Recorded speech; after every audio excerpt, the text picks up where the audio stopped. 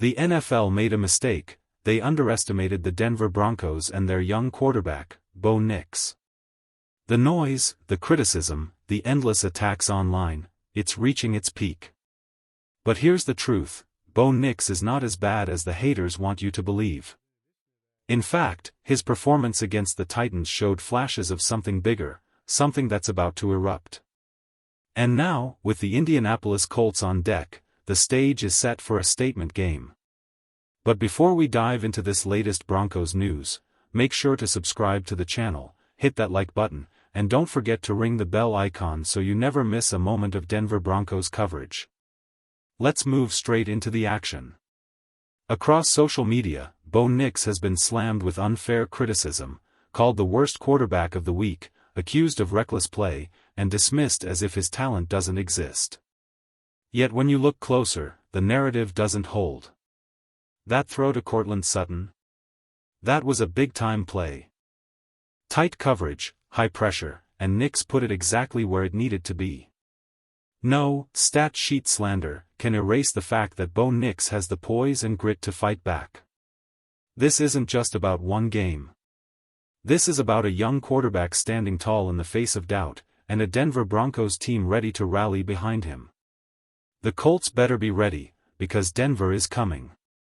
The backlash against Bo Nix has gone too far, and much of it ignores the reality of who he faced.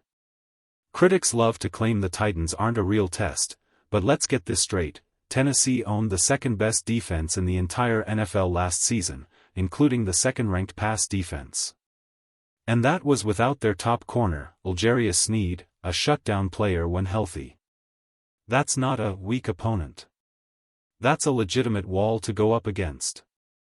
So yes, Nix didn't put together a highlight reel performance. Nobody is pretending otherwise. But context matters. You don't judge a rookie quarterback's debut against one of the league's fiercest defenses as if he's playing against air. Those takes aren't analysis, they're agenda-driven noise. Even Sean Payton admitted it, his play calling wasn't good enough. 14 passes and just 3 runs in the first 17 plays. That's not balance, that's predictability. And when you try to sell play action without establishing the run, defenses like Tennessee's will eat it alive. That's exactly what happened. This isn't about excuses. It's about facts. The Broncos faced a powerhouse defense, were hampered by flawed play calling, and still showed glimpses of what this offense can become once adjustments are made.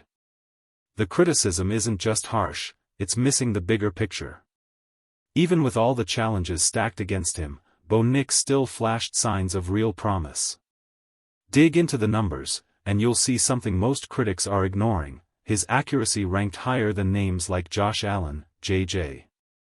McCarthy, Caleb Williams, and even Lamar Jackson in Week 1. For a rookie quarterback making his debut against an elite defense, that matters. But let's go deeper. Not every interception falls squarely on the quarterback's shoulders.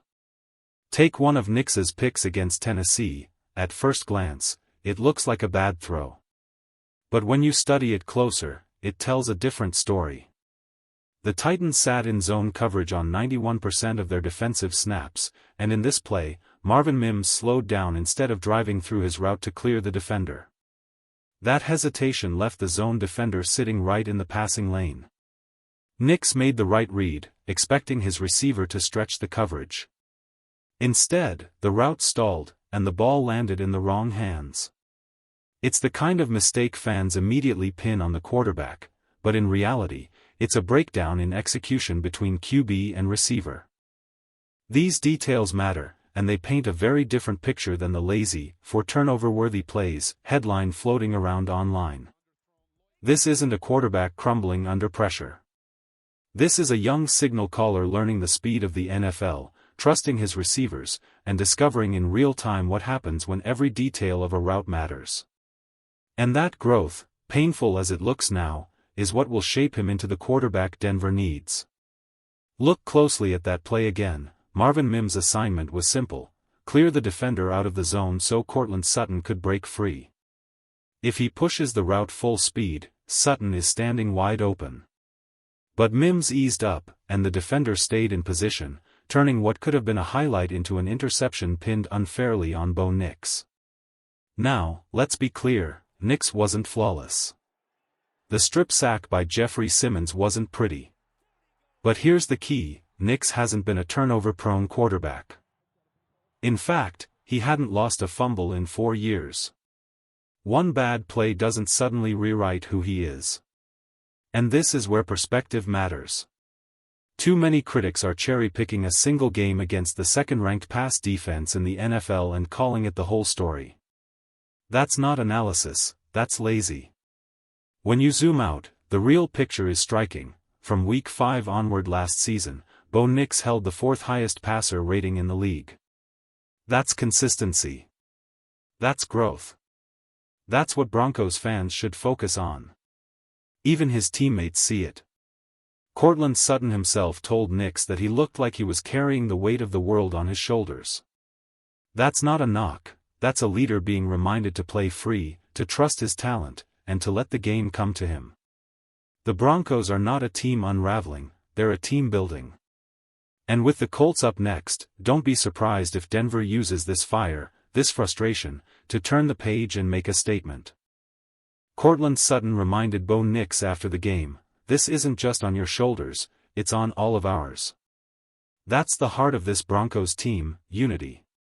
Sean Payton took responsibility for the play calling, teammates wore Nix's name proudly, and the locker room made one thing clear, they believe in their quarterback. And why shouldn't they? His body of work already shows he has what it takes. Now the focus shifts to the Indianapolis Colts, and one player in particular, tight end Tyler Warren. He's a nightmare matchup, already showing in his first NFL action that he can line up anywhere on the field, backfield, slot, or wide. His versatility and physicality make him the Colts' most dangerous weapon. If Denver wants to walk out of this game with a statement win, shutting down Warren has to be priority number one. Here's the good news, the Broncos have the defensive talent to do it. If they can neutralize Warren, the Colts' offense becomes far more predictable. Combine that with a balanced Denver attack, pounding the run game and letting Nix operate with less pressure, and this team is set up for a bounce-back performance. The criticism, the noise, the doubt, all of it only adds fuel. And with Indianapolis on deck, the Denver Broncos have the perfect chance to prove once again that this is a team that won't back down. When Denver drafted Jade Barron, many believed he could be the answer against dominant tight ends. And now, just weeks into the season, his first true test may already be here, shutting down Tyler Warren. If Barron isn't the one to handle him, the Broncos have other options. Riley Moss was targeted 9 times last week, yet surrendered only 4 catches, a ratio that stacks up with some of the league's best corners. And then there's Patrick Surtain II, once again proving why he's elite. He was targeted just once the entire game, broke up the pass, and for the 8th time in his career, allowed 0 catches on more than 30 coverage snaps. That's pure lockdown dominance. This game against the Colts is going to test Denver's discipline, but it also sets up perfectly for a bounce-back. The national media wants to paint Bo Nix as a failure after one game, but Broncos country knows better. We've seen the larger sample size. We've seen the growth. And we've heard Sean Payton himself, who believes Nix has the tools to become a top 5 quarterback in the NFL in the coming years. So the question is this, are we really going to let one rough debut define Bo Nix, or are we going to trust the vision of the coach, the belief of the locker room, and the fire of a team that refuses to quit? Broncos country, the answer is clear, we still believe. And come Sunday against the Colts, we'll see exactly why.